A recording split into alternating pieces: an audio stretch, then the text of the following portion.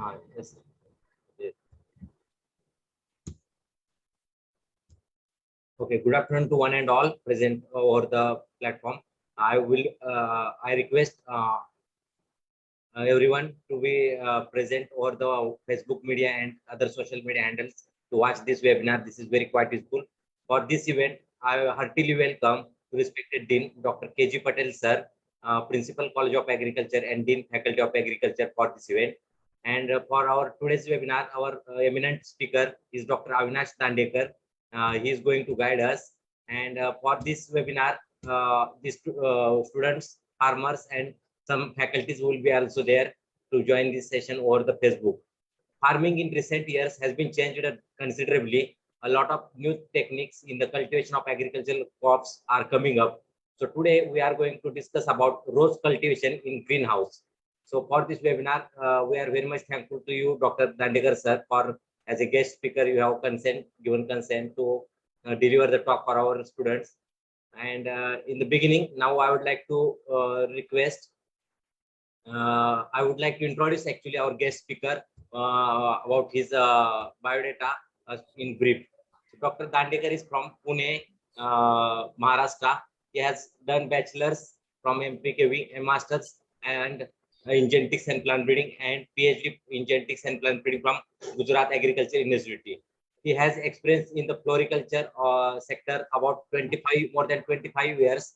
He has worked in the East African Growers Association, Kenya, then Global Agritech, then Redlands Roses in China, Kenya, and Deccan Flora Base in Pune also. So he has experience of both national and international level experience. He has conducted various trainings as a trainer, as well as he has been awarded for the Appreciation Award for his contribution to the Indian floriculture industry by the Indian Society of Floricultural Professionals in the year 2017. So apart from the industrial experience, he has also experience of teaching, as well as he has worked as the in charge or principal of College of Agriculture in Hingoli district of Maharashtra for the 1 year, and also in the Parul University has worked as the associate professor of genetics and plant breeding. So with this introduction, I again welcome you, sir, for this webinar. Now, with these words, now I request our respected Dean, sir, to share his inaugural thoughts. Dean, sir, please. Thank you very much, Dr. Nitin.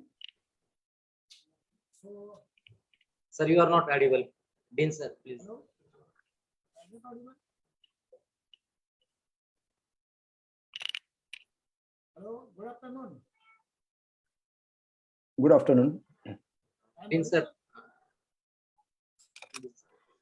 Hello? Please unmute yourself, sir.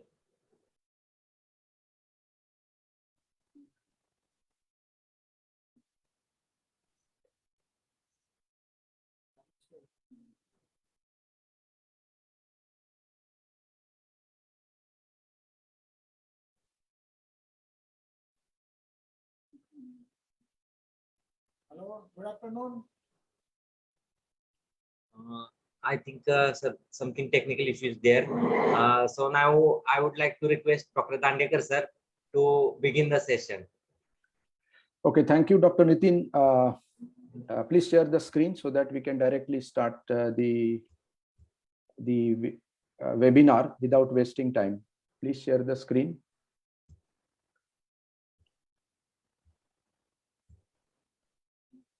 Okay, fine. Am I audible, Dr. Nitin? Yes, yes, sir. Go ahead. First of all, I must thank respected Dean, sir, then Dr. Nitin and the management of Parul University for giving me opportunity to deliver this webinar on greenhouse rose cultivation. Okay, fine. Next slide. So the greenhouse cultivation is being practiced in India since last 30 years. The crops which are grown primarily in greenhouses are flowers and vegetable. In flowers, the crops which are being grown in India, they are roses, gerbera, carnation, orchids, anthurium, chrysanthemum, and in vegetables, mostly cucumber and tomatoes, they are being grown. And nowadays they are growing now the some vegetables also. So what is greenhouse? So the greenhouse term comes from the greenhouse effect. You must have learned in your school or colleges the greenhouse effect. The term come greenhouse from that greenhouse effect, because whatever effect is which is creating inside the greenhouse, which is from the greenhouse effect. So I'm not going to go detail in that greenhouse effect. Let us see what do you mean by greenhouse itself first. Greenhouse is a frame of inflated structure covered with transparent material in which crops are grown under controlled or semi-controlled environment. Now, this transparent material can be a polythene or a glass, and the conditions which we are creating inside the greenhouse may be controlled or semi-controlled. Controlled means adding fan pad or adding humidifier or fogger, something like that. Now, greenhouse can be, this is a general terminology. Greenhouse can be either polyhouse or glass house. So the medium which is used to construct this greenhouse will decide the type of greenhouse, whether it is polyhouse or glass house. So if in general in India, the polythene is used to cover the frames. So this polythene is UV stabilized. That means it is not allowing UV rays to come inside, and the gauge they are using for that polythene is 200 micron. Next slide. So why should we use greenhouse? What is the why? What are the advantages of using greenhouse?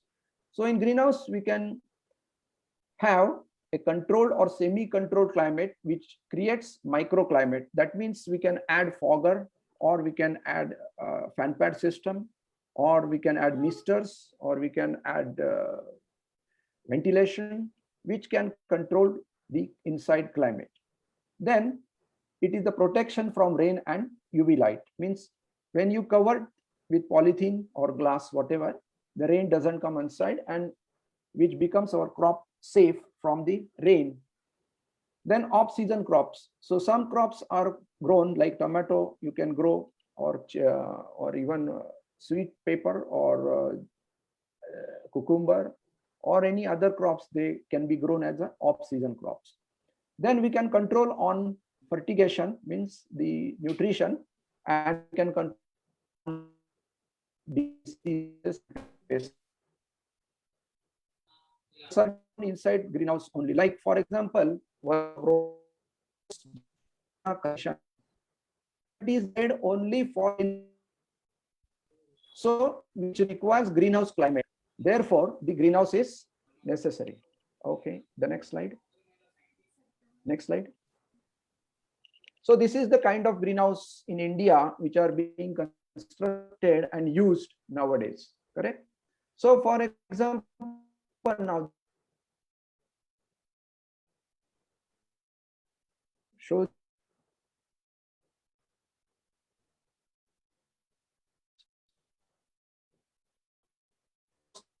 greenhouse slide. Nitin, Dr. Nitin, the slide I want is greenhouse. Dr. Green, yes, correct. Not this one. Yeah, yes, correct. So this is the 8-meter span. This is the 8-meter. Next slide, please. Greenhouse slide. Yeah, picture photo. Yes, correct. So this span is 8-meter span. Then this span is 4-meter span. Then this long arch is 5.5. This is 4.5 arch. Then this total height of the greenhouse is 6.5. Total height is 6.5 here. Then the gutter height is 4 meter roughly. Here is the gutter by which the water is coming. So this is the description of the greenhouse. Next slide. So which crops are grown, which we have already discussed: roses, gerbera, carnation, capsicum, anthurium, orchids, chrysanthemum, cucumber. These crops are being grown in India on a large scale. Next slide, please. So now let us come to business now. As I have worked in practical areas like many companies, we have established so many farms in abroad here and in India as well. So let us talk about business. So to start the business of growing roses inside the greenhouse, we have to select the site. So selection of site, first we have to look enough source of water. That means the quantity requirement of water is more than 8 liter per square meter. So suppose if you have an acre, for example, correct? So 3,32,000 liters of water should be available every day, for example, for an acre of greenhouse, that is 4,000 square meter. Nitin, slide. Okay. So the quality of water, next point is quality of water. Not only water availability is important, the quality of water, that is 0.4 EC, 0.4 EC is required, and pH is 7 to 7.5 is required. So we must test the water before we commence to construct the greenhouse. Then level land, of course. The allowed slope is 1%. Lengthwise, 1% slope is allowed, and widthwise 0.5% slope is allowed. So if that slope is not there, we have to level the land accordingly to make the slope 1% lengthwise and 0.5% widthwise. Then even climate, we should select such a site where we have to avoid the extreme, like 42 or 40 degrees centigrade in summer, or in winter 12 degrees. So the climate falls in between, then that climate is suitable. So that is also very, very important. Then the place should be proximity to market areas like cities like Mumbai, Pune in Maharashtra, or maybe Ahmedabad, Surat, or Indore, or such cities should be available where the actual product is being marketed, like for example roses, flowers, or cucumber, or whatever. Next slide. Okay, now once you have selected site, we have to level the land as per I have already told you. So the slope is 1% lengthwise, and the widthwise slope is 0.5%.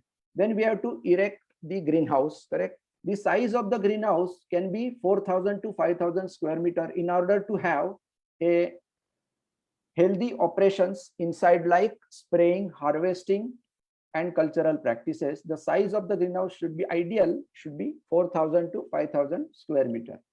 So you can have a multiple greenhouses as per your requirement. Then selection of variety. This is $1 million question. Selection of varieties. Normally we have 4 to 5 colors in the roses. So we must grow at least 40 to 50% red. So suppose in you have an acre of a greenhouse, 4,000 square meter. So you must select red color, that is maybe a top secret, the name of the variety, which is red color. About 50%, 40 to 50% area, that is half, 2,000 square meter.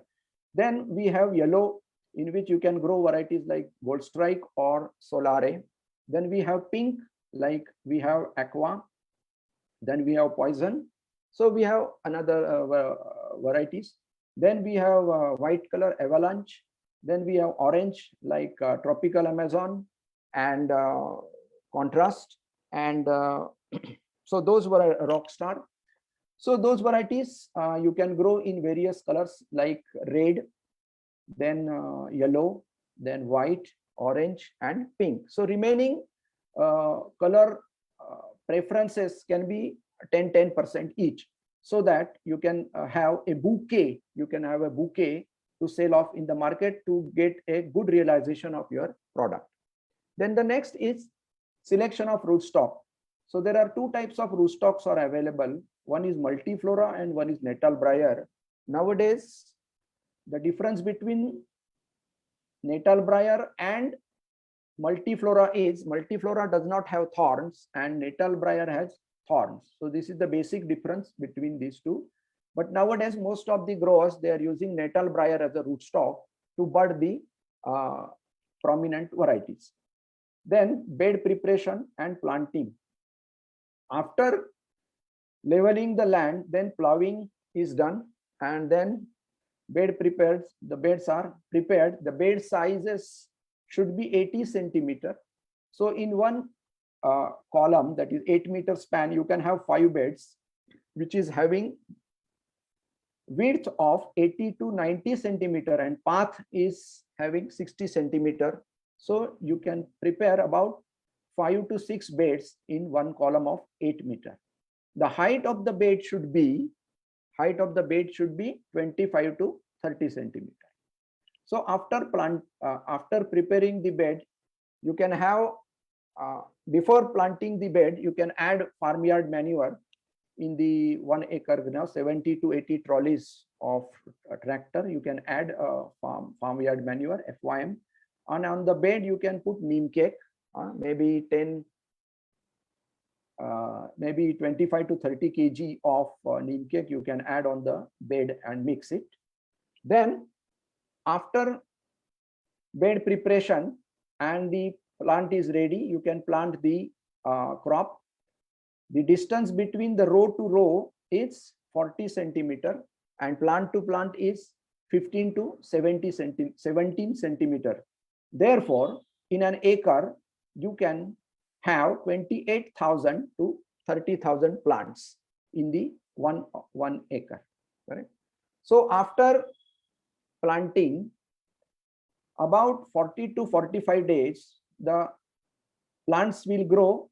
Those plants you have to bend. Those plants you have to bend after 40 to 45 days. When they are ready, they will guide you when to bend. After bending, the basal shoots will come. The basal shoots will come, and on those basal shoots, we have to grow our plant. We have to grow our plants. So next is good cultural practices. We have to have very good cultural practices like bending, pinching, and pruning.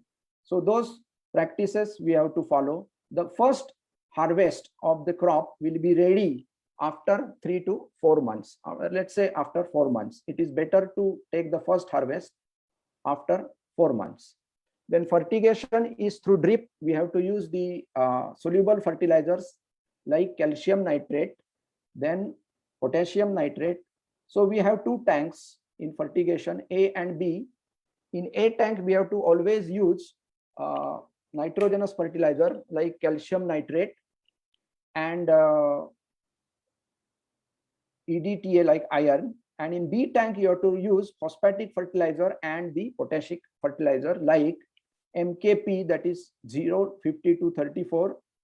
Then potassium nitrate, then all micronutrients you can add in B tank.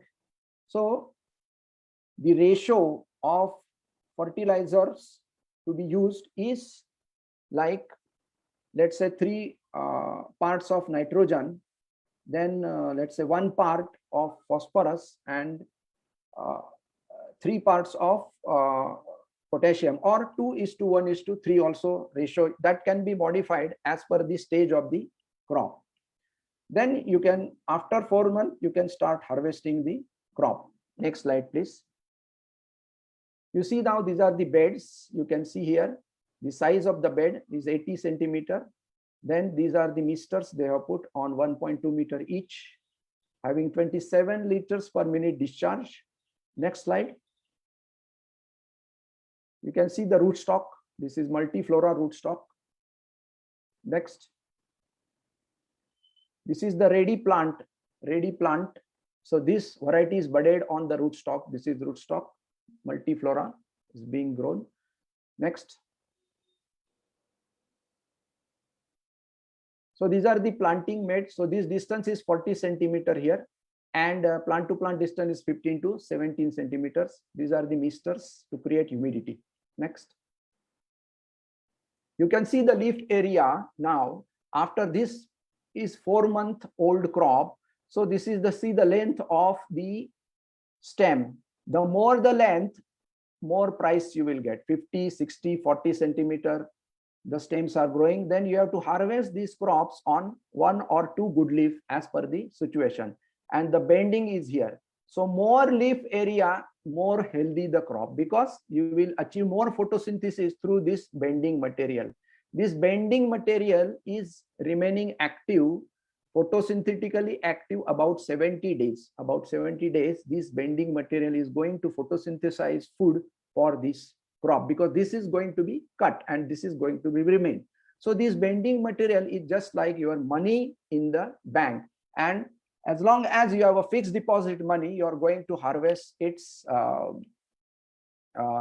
leaf area. This leaf area you are going to harvest from this bank money, correct? So during Valentine, you can plan the your crop, and you can harvest many stems, one stem per square meter. That is maybe 4,000 stems per day in a day in Valentine time. So you can get maximum produce during Valentine, correct? Next slide. You can see again a good crop, same. Next. Now you can see the cultural practices. Here you have pruned your first crop and see these basal shoots. They are growing here. Basal shoots, they are growing here. So you have to maintain your cultural practices. Plant will never excuse you. If you made any mistake while doing any cultural practices, it will teach you lesson, and it will not give you any production. Normally in 1 year, one plant should give you at least 7 to 8, total actually 28, 25 to 30 stems per plant you must get in a year. So your year-round production should be from 1 square meter should be the square meter production should be, let's say, 180 stems or 200 stems per square meter you must get. So if it is 180, that means 0.5 stems per day you must get, correct? So in a month, suppose if your unit is, let's say, 4,000 square meter, so 2,000 stems you must get daily. So 2,000 into 30, that is 60,000 stems you must get in a month. Okay, next slide, please. So you can see the humidity. You can create the humidity by putting misters on. So you can increase the humidity, particularly in summer, to bring down the temperature and increase the normal humidity required is 60% in the greenhouse, and the temperature should not go beyond 35 to 36 degrees centigrade. You can use also ventilation to cool down the greenhouse. You can open the curtains also to bring down. Next slide, please. Now let us come to diseases and pests. The diseases which are important in greenhouses are downy mildew, powdery mildew, botrytis, agrobacterium, black spot, and the pests like mite, thrips, caterpillar, whitefly, aphids, and mealybugs in some extent.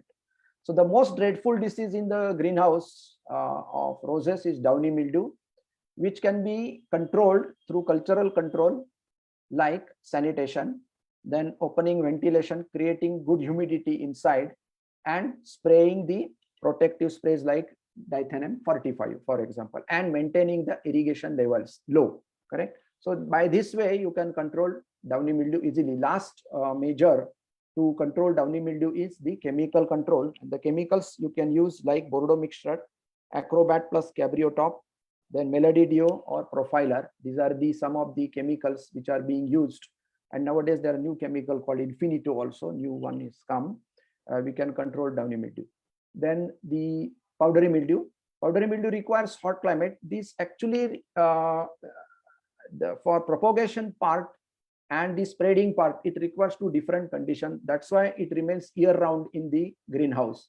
And wind is playing major role to spread this powdery mildew spores. Therefore, whenever you have a powdery, you should close the curtains, and then you have to spot sprays taking care of, and then using pesticides like Luna, Nativo, Index, Contaf, or Thiovit, something like that. Botrytis, similar condition of downy mildew. So we have to be extremely careful about humidity inside the greenhouse. Ventilation plays major role, and then you can use protective sprays like hydrogen peroxide, which is the cheaper chemical, and we can control botrytis. Botrytis can be in the greenhouse and can be in the pack house also, correct? So we have to be extremely careful. Then Agrobacterium tumefaciens, then this is a gall formation which can be controlled from the planting time only. So we should select the budwood which is free from Agrobacterium. And when you bend, this agrobacterium arises. So we have to avoid the stress. You have to avoid the stress to the plant. Then black spot, similar to downy mildew situation, same control. Then these are about some diseases. Then mites, the pest. The major pest in the greenhouse roses today are thrips, not mites. Previously, it used to be mites, but thrips now, they are major pests. So we have to again avoid the ventilation, because these thrips, they cannot actually fly, so they can be blown away through the wind. So we have to control the wind. So open the windows, do not open the windows, which are from the wind side. So close the windows, means the curtains from the wind side, and open the opposite windows, so that you can have both, you can achieve both purpose. Like you can achieve the temperature control, as well as you can control the wind direction, where you can control powdery mildew as well as thrips. Then caterpillars, whiteflies and aphids, they are happening in minor quantities here and there. And very simple measures like picking caterpillars or spraying cheap pesticides can control easily caterpillars, whitefly, aphids and mealybugs. Next. So these are some of the pictures of diseases like downy mildew. This looks like this. Next. Mites, these are the infection of mites. You can see the symptoms of mites: silvery leaf, and mites are always down, correct? Mites are not insect, because 4 pair of legs, 30 days life cycle is there. And you can have control of mites by spraying silvate plus cow urine, you can spray, and some spreader you can use. So these are the simple measures you can use to control mites. Next. Powdery mildew looks like all whitish powder, extreme symptoms, powdery mildew. Next. Thrips, this is the thrip infection. Generally, it remains inside the petals, so difficult to control by sprays. Next. These are the salinity hazards. So this is some of the major, some of the symptoms where you can see if you have a high EC water, let's say 0.8 or 1 EC water, if you are going to apply all the time like that, so that these symptoms, you see now the salinity symptoms, you can see very well. So which is very difficult to rectify, and it takes too much time also to rectify when it goes to the soil. Next. Caterpillar damage, you can see Heliothis damage here. There are 2 types of caterpillars, Spodoptera and Heliothis. Heliothis come on bud and Spodoptera on the leaf. Next. Powdery mildew again. Next. Agrobacterium, you can see the gall on the stem, and which is detrimental. It is like a slow poison. It is eating all your nutrition slowly, and in turn the plants will die. Next. So this is another disorder, hormonal disorder called bent neck. It has no control, means it is happening in sparse, short quantities it will happen. It is under having cytokinin to auxin ratio. When it gets disturbed, you can see this kind of bent neck. Next. Bullhead, this is also hormonal disturbance. Next. Dieback. This is very common when you cut the crop or prune the crop, the stem gets dieback. So copper fungicides can be sprayed to avoid further spread. Next. So in general, disease and pest management, we can use prevention is better than cure. Always use protective sprays or use cultural control to avoid the insurgence of any disease or pest. For that, you can use scouting. You can invest in human pesticides. Like I always say, human pesticide means you can apply one supervisor who can scout and prepare a map of greenhouse where the insect or disease is starting. And there you can have a spot spray so that you can save on chemicals. Then curtain management, we have spoken about during particularly rainy season and the summer season. When the rain is there, you should open the curtains so that it will have a good ventilation to avoid diseases like downy mildew, botrytis, and black spot. Irrigation and humidity management equally important, because during downy mildew particularly, humidity and irrigation management plays very important role. Then protective sprays we have already spoken about. Spot sprays also we have spoken about. Sanitation plays very important role in downy mildew control. Then black spot control, you have to remove all the affected leaves and throw out of the greenhouse and burn them. Then weeding plays very important role as far as the thrip control is concerned, because thrip lays eggs on these weeds also, and so removal of weeds is very important. Then chemical controls, we have spoken about it. The various chemicals we have to spray as per the norms and requirement. Then most important is avoid indiscriminate use of pesticide, because now the dose is recommended 1 ml per liter. You have to use 1 ml. Don't use 2 ml. What will happen? The crop will also get scorching or burn, and the resistance will develop very fast. So the farmers, what I have seen in my life, they really used indiscriminately these pesticides, and then they themselves develop the resistance. So they are responsible of developing the resistance in the various pesticides against the pesticide. Next, please. So now you can see after 4-5 months, the crop is ready. This is the cut stage. We have to harvest. The crop is ready for harvest. Next. So we have to harvest the crop and put it in the bucket having 10 liters of water, having preservatives like citric acid, sodium hypochlorite, and alum. Alum, which is used to lower down the pH of the water, sodium hypochlorite, which kills the bacteria, and citric acid will play important role in transferring the bucket water to the plant to remain the plant active for next 8 to 10 days. Next. So after harvesting, now the next operation, important operation, is post-harvest operation. This operation is equally important as far as the growing part is also concerned, because you are taking efforts for 45 days. And if you missed out this post-operation, or if you do some mistakes in post-harvest operation, your whole efforts for 45 days will go waste within few minutes. So how to take care of this post-harvest? First, we have to add proper post-harvest preservatives, which I already told you. Then the cut stage, whatever cut stage is dictated by the market, whatever cut stage is required by the market, you should harvest that cut stage.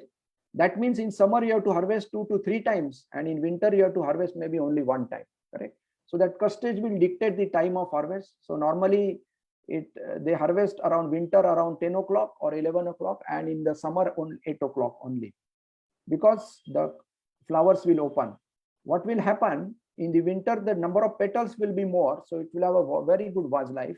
And in the summer, the petal number is reduced. Normally, we should have 25 to 30 petals in the flower. So after harvesting and putting them in the bucket, we should not hold more than 80 flowers in a bucket, because what will happen? It will damage the petals, and then the products will not be sold, or the price you will not get, correct? So within 30 minutes, those flowers must be transported to the cold store. The cold store should have temperature between 2 to 4 degrees. Then after storing there for 2 to 4 hours in the proper cold store, pre-cooling, what we call, you remove the flowers outside, and then you can grade the flowers as per the length. So before grading, you must remove 10 centimeter leaves from the bottom to put the rubber band there for the bunching. So once you remove the leaves, you grade the flowers as per the length, 40 centimeter, 50 centimeter, 60 centimeter. Then you can have a proper bunch either in 10 or 20s, correct? You can bunch the flower. Then after bunching, put them again in the cold store, and you must sort the flowers first in, first out. Means whatever you have graded or bunched first, you should sort those flowers out. Next slide, please. You can see the deleafing. So 10 centimeter leaves are being removed by deleafing machine. Next. Then they are graded as per the length, 40 centimeter, 50 centimeter, and 60 centimeter. Next. Bunching, they are bunched in 20 or 10. Then SFK is this craft paper is being wrapped around the flowers. Then after bunching, these are put them in the box, like 40 centimeter you can pack 600 flowers, 50 centimeter you can pack 500 flowers, and 60 centimeter you can pack 400 flowers. Next. Then these boxes are pre-cooled. That means whatever heat exerted by these flowers, they are being removed by the fans. So by pre-cooling machines. Next. Then these are the kind of vans, AC vans, they are being used to transport your flowers to the airport or the final destination, to Mumbai, Ahmedabad, or Delhi, whatever. Next. So what are the quality parameters of roses are being looked at the markets? First is, most important is vase life. The flower should remain at least 10 days inside the vase so that you can have a beauty to the customer, correct? So vase life is very, very important. Then cut stage, of course, the market will dictate the cut stage. Whatever the customer wants, the cut stage, you have to harvest that flower to that cut stage.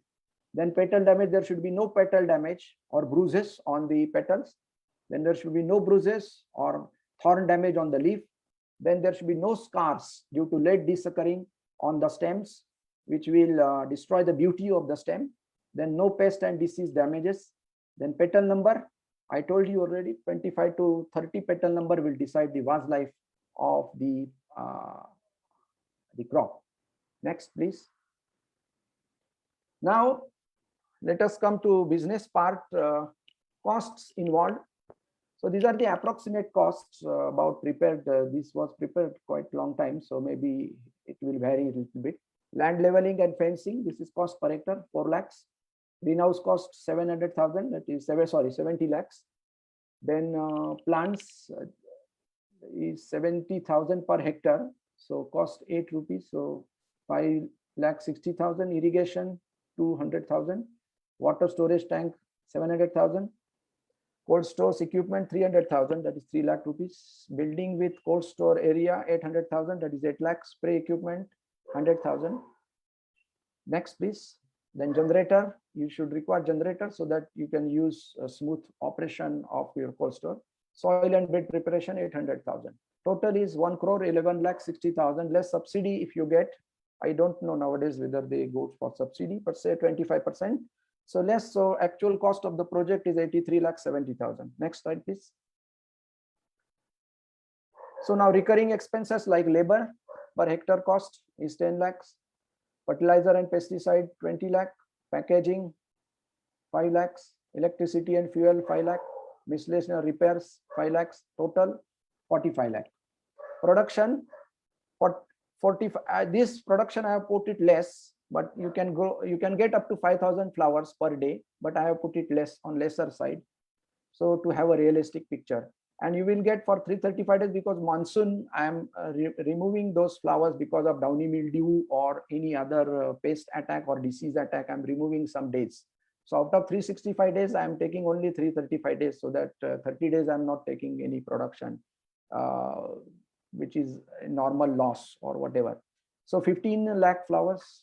So cost of production is 3 rupees. And the last 2 years of Corona, I have seen the sale price have gone up because many of units, they have closed, shut down, so that the demand is more and the supply was short. That's why the sale price went up to 5 per stem. So 75 lakhs minus 45. So 30 lakhs is your net profit. So our actual cost of the greenhouse was 83 lakhs something, so which you can recover within 3 to 4 years, the break-even cost. Next slide, please. So other approaches, instead of putting the whole cost by you or taking loan, you can purchase the seek units either directly or from the loan from the bank. You can receive the units which are under receivership from the bank, or you can rent the existing greenhouse like 50,000 per month or something like that. In doing so, you can save time for 6 months, which was used to be in the construction time. You can use. Next. So commercial life of roses is 6 years, gerbera is 3 years, carnation is 3 years. Next. Difficulties in export market, year-round supply. We have to be extremely uniform to have a market supply for year round, correct? Then royalty issue, we are not paying royalty here. That's why they are not taking our flowers in the foreign countries. Then quality parameters, we are not maintaining quality here. Then hyper freight rate, the present freight rate is 2.5 US dollars per kg, which is very, very high. Then less fish price market in the foreign countries. So these are some of the difficulties in export greenhouse roses. Next, please. So a few years back, there was a downfall of the greenhouse growing crops in the greenhouse. Why? First is an intention. Many people, they are not putting the correct resources of money. So, and then they are expecting something which is not expectable. Then penny wise, pound foolish. That means whenever money was required, they were not putting money. And on small things, they are asking now why you are putting this money, that, correct? Then labor is a big problem all over India, especially in Maharashtra. No local laborers are available. So you have to depend on the other laborers from the other part of the nation. Then the owners, mostly they don't visit the farms. They just visit on the Saturdays and Sundays, which I call weekend farming. Greenhouse, your presence is necessary every day, 8 o'clock, and first 4-5 hours are very, very important. You cannot have farming on mobile. Then royalty issue, which we have already spoken, fixed price market already spoken, unskilled, they are employing very unskilled staff, which do not know cultural practices, which is the basic thing of this growing. So these are the major reasons for the downfall of the business. Next. Thank you. So I have tried to cover all the issues which are required to grow the roses inside the greenhouse. So if anybody has any question, they are free to ask. Thank you very much. Thank you, Dr. Dandekar sir, for your enlightening talk on the novel issue that one should undertake, or horticultural entrepreneurs that must have attention, that is the rose cultivation in the greenhouse. There are certain questions from the audience. That first is the what are the critical stages that should be paid more attention during the greenhouse cultivation of roses? The critical stages is first the plant material itself. Like in Marathi, we say Shuddha bijapoti phale rasal gomati. That means if you do not have a pure seed, you will not get a good harvest. So one should care for the rootstock and the bud material which are free from pests and diseases. So that is first most important thing. Then the market where you are going to sell your produce, that is another critical stage. Then of course, number 3 is the cultural practices.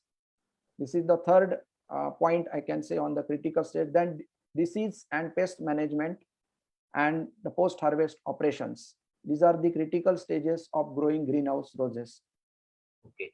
Apart from the points that you have mentioned, reasons why, what are the difficulties that Indian farmers are facing? So as a policy makers of government of representative, or as a government, what exactly government intend to do for the betterment of this sector in the India? What about your opinions? The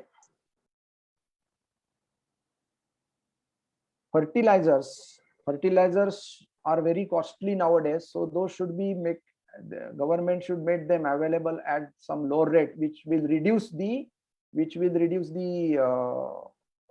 cost of production to a drastic extent. Then they should give the freight subsidy very fast, to release the freight subsidy very fast to the farmers, so that at least they can get the money back, whatever freight subsidy. So these are the two things I can see urgent attention is required from the government.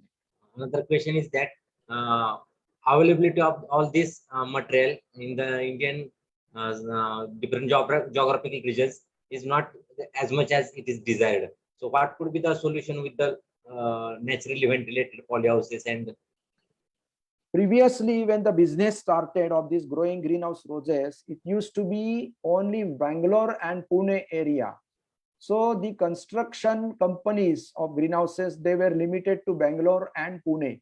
But nowadays, more cultivation is coming in other parts of the country like Madhya Pradesh, Gujarat, Himachal Pradesh, and Bihar also. So I think the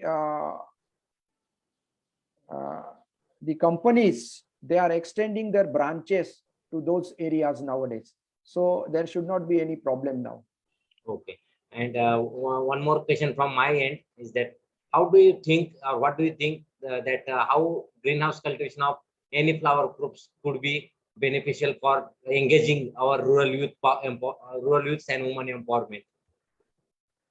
You see, I always say when you become a graduate, or if you are even not graduate, you can rent a greenhouse. Let me tell you very simple mathematics of earning money, at least 25,000 per month. For example, you can rent a greenhouse and you can pay, let's say, 35 to 40,000 rent per month, and you can start producing flowers. Even if you produce, let's say, 4,000 flowers in a hectare, or let's say 2,000 flowers in an acre, which will fetch you 60,000 flowers in a month. So which will take 3 lakhs of rupees. That is your income, out of which 3 lakh of rupees you can give 50,000 or 40,000 as a rent, and then remaining maybe 2 lakhs or whatever as a cost of production, and remaining is your money, 50,000 or 20, very easily you can get, instead of going for a job, or and where you cannot get this kind of money.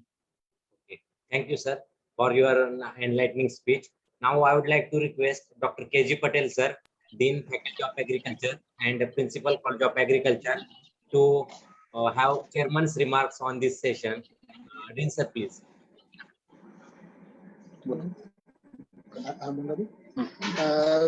Good afternoon, everybody. Hello, I am audible. Yes, sir. Yes, sir. You can. Okay. Good afternoon, everybody. So, all the participants, as the students, faculty members, stakeholders, and number of the entrepreneurs, and those who are concerned with the rose farming.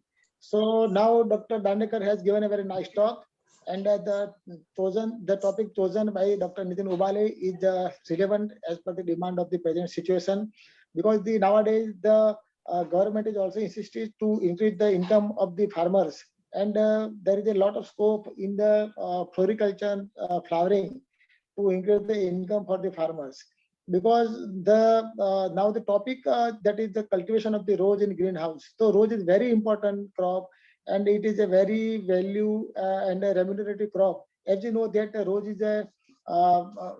is a very important crop in terms of the love, beauty, and romance, used for the romance, wedding, and number of the items are made from the rose that can be utilized for the as a value addition. So we can say that it is used for the cut flowers, perfumes, food and drinks, rose water, gulkan, rose syrup, rose oil, and nowadays it is also used in herbal tea also. So that is a very important crop. And as friends, as you know that our ex-Prime Minister Dr. Jawaharlal Nehru was also fond of the rose.